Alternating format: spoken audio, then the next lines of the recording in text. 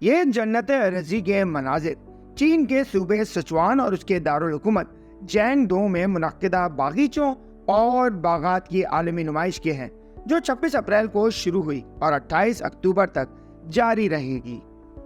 اس منفرد نمائش میں پھولوں اور پھلدار پودوں اور درختوں کے باغات کی ثقافت کو پیش کیا جا رہا ہے۔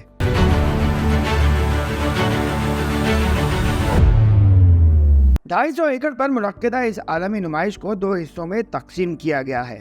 ایک حصہ چینگڈو کے مقامی پھولوں اور پھلوں کے باغات پر مشتمل ہے، جس کے 31 پارک بنائے گئے ہیں، جبکہ دوسرے حصے میں دنیا کی مختلف ممالک سے لائے گئے پھولدار اور پھلدار پودے اور درخت سجائے گئے ہیں، جس میں پارکس کی تعداد 82 ہے۔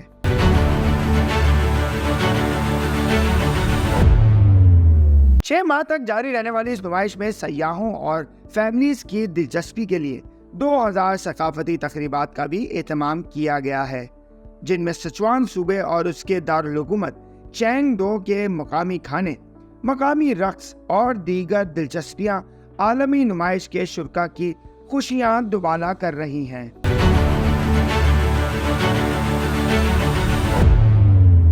نمائش دیکھنے کے لیے آنے والے عالمی مہمانوں اور سیاحوں کے لیے رہائش، آمد و رفت اور خریداری کی تمام جدید سہولتیں فراہم کی گئی ہیں۔